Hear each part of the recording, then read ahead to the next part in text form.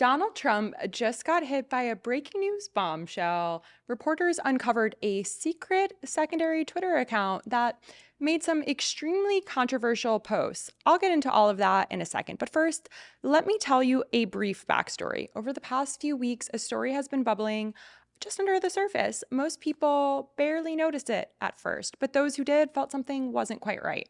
It wasn't a slip up or a routine policy change, it was much bigger. Donald Trump quietly fired the commissioner of the Bureau of Labor Statistics, the independent agency that produces the monthly jobs report. Sounds boring, right? It's actually not. Those reports move the stock market. Those reports shape elections and affect every paycheck in America. Now, here's the kicker. The latest job report showed that payroll rose by just 22,000 jobs in August, far below the 75,000 jobs economists expected. The unemployment rate ticked up to 4.3%. Bad news for Trump. But in Trump fashion, instead of accepting the facts, he's trying to rewrite the story by putting out his own loyalists and distracting so that way they can take over and take charge. That loyalist that he has in mind, 37-year-old economist E.J. Antony. On paper, he's a creepy Heritage Foundation guy with a PhD. In reality, his resume is thin and his credibility is questioned even by his fellow conservatives. And his record is riddled with red flags. And it all starts with a special date, January 6th. Antony insists that he was just a bystander that day. And footage uncovered by NBC tells a different story. He was right there at the Capitol when Trump supporters tried to overturn the government and stage a coup. Let's cut to the clip.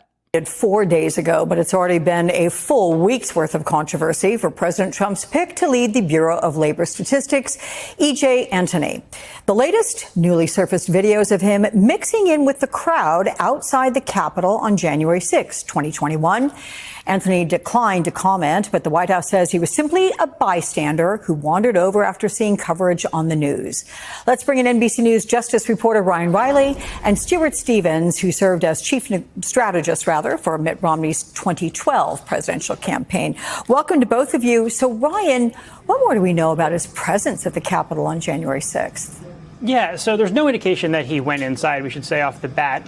What I've seen is videos of him in the crowd there, walking away. At the time, there was sort of tear gas being fired to the right-hand side. Alex Jones was on a megaphone to the left-hand side, and some people had actually already climbed onto the scaffolding in the background, and cops were faced off with the protesters who were trying to make their way into the Capitol. So this is before they had breached, at least on the Western Front, and completely taken over that Capitol inauguration stage. The other footage shows him on the north side of the Capitol, sort of walking just past and by, and then as well as on the east side of the Capitol, sort of walking away. And, the White House issued me this statement saying that he was a bystander that day and that he was not, he basically had just wandered over, was in town because he had some meetings at his job, and then ultimately just went there and then left and did not participate in any of the actual protests, is what they say, or do anything illegal. The area that they were in there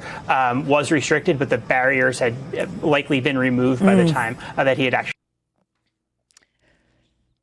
Yeah, that alone should disqualify him, but it actually gets much worse because Antony also ran a now deleted Twitter account, and reporters just uncovered it.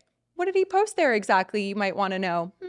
Trump saw the account. The account was named Dr. Irwin J. Antony III, and later it was changed to PhD of Bombs Away, laced with misogyny, homophobia, and religious rhetoric. Conspiracy theories from everything about COVID-19 to Jeffrey Epstein. Those are just a few examples. And on January 5th, the night before the Capitol attacks, he wrote, "Samson has his arms around the temple pillars, though he may not survive. He will bring it all down on his enemies."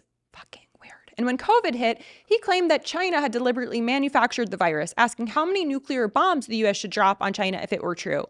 Antony replied to his own comment, "All of the bombs, trust me, I'm kind of an expert on this." On Kamala Harris, he sneered, "She does the best work when life brings her to her knees."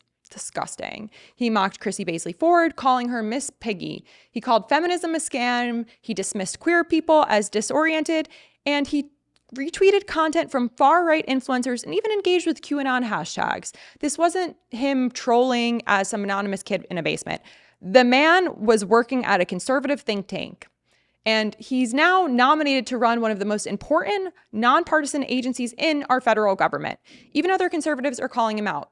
One economist wrote, "I've been on several programs with him and I was impressed by two things: his inability to understand basic economics and the speed at which he's gone full force MAGA." And yet, this is Trump's pick to run the Bureau of Labor Statistics, that agency that produces numbers that we use to judge the health of the American economy, the agency that Wall Street watches every single month. Think about the stakes.